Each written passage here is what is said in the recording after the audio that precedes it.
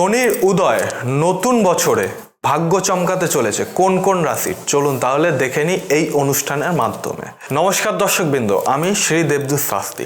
প্রত্যেক দিনের মতো অ্যাস্ট্রোলজি এমন একটি পার্ট নিয়ে এসেছি যেটা দিয়ে আপনারা উপকার পাবেন।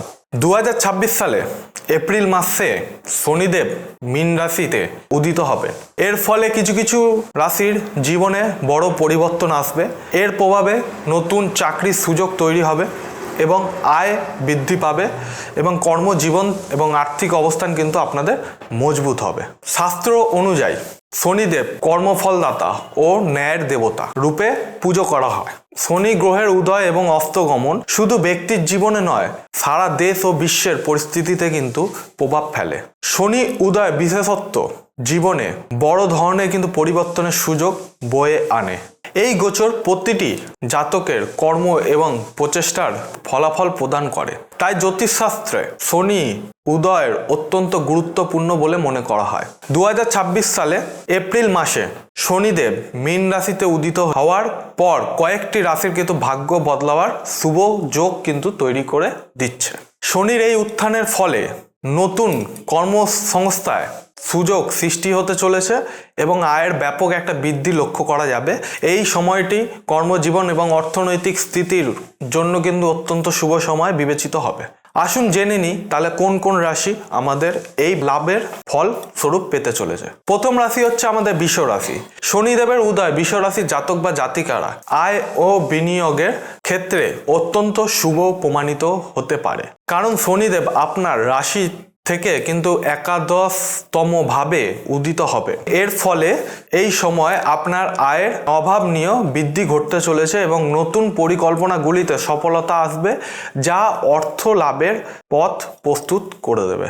এই সময় আপনার সাহস এবং সুষম সিদ্ধান্ত আপনাকে সম্মান এবং প্রতিপত্তি এনে দেবে এবং বিনিয়োগের থেকে কিন্তু লাভবান আপনি হতে পারবেন, সম্ভাবনা কিন্তু সব থেকে বেশি আছে।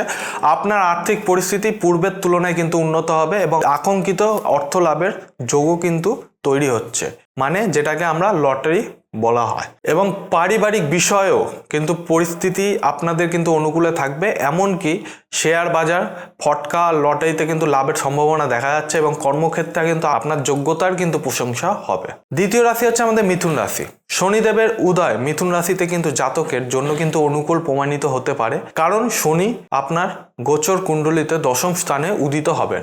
এছাড়া শনিদেব আপনার রাশি থেকে কিন্তু অষ্টম এবং নবম ভাবের অধিপতি, ফলে এই সময় আপনার কাজ ও ব্যবসায় কিন্তু উন্নতি লাভ হবে।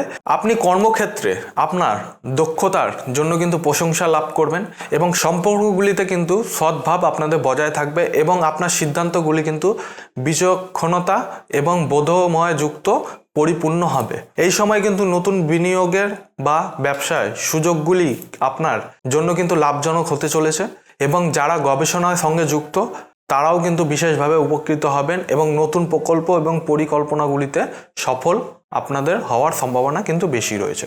আমাদের তৃতীয় রাশি হচ্ছে মকর রাশি। মকর রাশির জাতকদের জন্য শনিদেব কিন্তু এই উদয় এবং অত্যন্ত লাভজনক প্রমাণিত হতে চলেছে। যেহেতু শনিদেব আপনার রাশি থেকে তৃতীয়ভাবে উদিত হবে, তাই এই সময় আপনি মাঝে মাঝে কিন্তু আকাঙ্ক্ষিত অর্থ লাভের একটা সুযোগ পাবেন এবং আটকে থাকা টাকা ফিরে পাওয়ার সম্ভাবনা কিন্তু আপনাদের বেশি রয়েছে। নতুন প্রকল্প ও পরিকল্পনাগুলিতে সফলতা আসবে। এই সময়কালে আপনার ধন সম্পত্তি, মান সম্মান এবং সামাজিক প্রতিপত্তি কিন্তু বৃদ্ধি পাবে। আপনার সাহস ও বিক্রমের উন্নতি হওয়ার যোগ কিন্তু রয়েছে। এই সময় আপনি যদি নতুন কোনো যানবাহন বা সম্পত্তি ক্রয় এবং বিক্রয় করতে চান অবশ্যই করতে পারবেন, এটা আপনাদের একটা ভালো সুযোগ।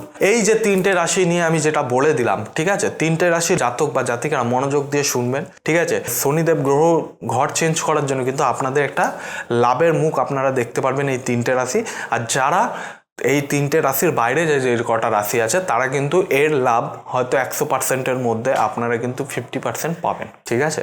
আর যেহেতু আপনাদের চিন্তা করা কোনো বিষয় নেই, আপনারা অবশ্যই ভাবে শনির উদয়ের এই নতুন বছরে আপনাদের কামনা রইল যে আপনারা যে রাশিগুলো বললাম তারা অবশ্যই লাভজনক এবং লাভ করতে পারবেন। সম্পত্তি, জমি, নতুন যানবাহন সবই আপনারা ক্রয় এবং বিক্রয় করতে পারবেন। অনুষ্ঠানটি ভালো লাগলে চ্যানেলটিকে অবশ্যই সাবস্ক্রাইব করবেন। কোনো অসুবিধা হলে আমার সঙ্গে স্কুলের মাধ্যমে ফোন নাম্বারে যোগাযোগ করে অথবা চেম্বারে এসে সরাসরি আমার সঙ্গে যোগাযোগ করতে পারেন।